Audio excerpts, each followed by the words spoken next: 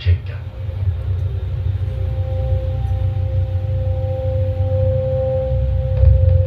േക്കാൾ എത്രയോ ദുഷ്കരമാണ് ഭ്രമണപഥത്തിൽ നിന്നും ഒരു പേടകത്തെ തിരികെ കൊണ്ടുവരുന്നത്. അന്തരീക്ഷത്തിലൂടെ അതിന്റെ പുനഃപ്രവേശനത്തിലും ഭൂമിയിലേക്കുള്ള യാത്രയിലും അത്യധികം താപം കാരണം പേടകം കത്തി നശിച്ചു. SRE-1 അതുകൊണ്ട് തന്നെ ഒരു വിജയഗാഥയായിരുന്നു. 12 ദിവസം ഭ്രമണം നടത്തിയ ശേഷം SRE പേടകത്തെ നാം നിയന്ത്രിച്ച് കൃത്യസ്ഥലത്ത് തന്നെ കടലിൽ ഇറക്കി. SRE-യുടെ താപകവചവും മുഴുവൻ സംവിധാനവും ഇവിടെ നിർമ്മിച്ചതാണ്. വായുവിൽ കൂടിയുള്ള പ്രയാണത്തിൽ റോക്കറ്റിന് വായുവിലെ ഓക്സിജൻ ഉപയോഗിക്കാൻ സാധിക്കുമോ? അതൊരു സാങ്കേതിക വിദ്യയാണ്. കുറച്ചു നേരത്തേക്ക് വായു ശ്വസിച്ച് പറക്കാൻ കഴിയുന്ന റോക്കറ്റ് പണിപ്പുരയിലാണ്.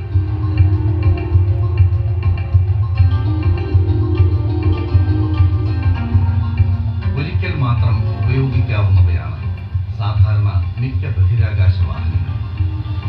എന്നാൽ വീണ്ടും വീണ്ടും ഉപയോഗിക്കുന്ന റോക്കറ്റുകൾക്ക് ചെലവ് കുറവായിരിക്കും. ISROയുടെ ഭാവി പരിപാടികളിൽ ഒന്നാണ് അത്തരം റോക്കറ്റുകൾ. ഒരു പിൻഗാമി. ബഹിരാകാശത്ത് മനുഷ്യനെ അയക്കുന്ന പരിപാടികളുടെ പ്രാരംഭ പ്രവർത്തനങ്ങൾ അണിയറയിൽ നടക്കുന്നുണ്ട്. നമുക്ക് സാധിച്ചു. ഒരു കാലത്ത് സങ്കല്പിക്കാൻ പോലും കഴിയാത്ത ആ ആകാശയാത്ര ആരംഭം മുതൽ അവസാനം വരെ ഉദ്വേഗജനകമായിരുന്നു.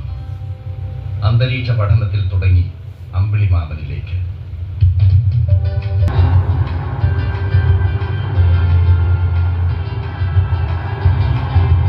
ഭാഗത്തിൽ ശ്രീഹരിക്കോട്ടയിൽ നിന്ന് PSLV വാഹനത്തിൽ പറന്നുയർന്ന ചന്ദ്രയാൻ പേടകം പല ഓർബിറ്റുകളിലായി 17 ദിവസത്തിന് ശേഷം നവംബർ 8 ചന്ദ്രന് അടുത്തെത്തി. ഭാരതം കണ്ടതിൽ വെച്ച് ഏറ്റവും സങ്കീർണമായ പദ്ധതിയാണ് ചന്ദ്രയാൻ. ഇതുവരെ നാം എത്തിയ 36,000 കിലോമീറ്റർ സീമയ്ക്കപ്പുറത്ത് 3,80,000 കിലോമീറ്ററിനും അപ്പുറത്ത് മാനത്തെ മുത്തായ ചന്ദ്രനിൽ ഒരു ഭാരതീയ പേടകം.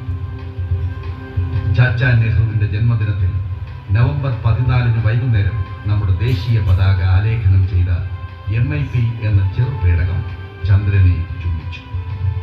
ഓരോ ഭാരതീയനും അമ്പിളിമാമനെ സ്വയം ചുംബിച്ച അനുഭൂതിയായിരുന്നു ആ വിജയം.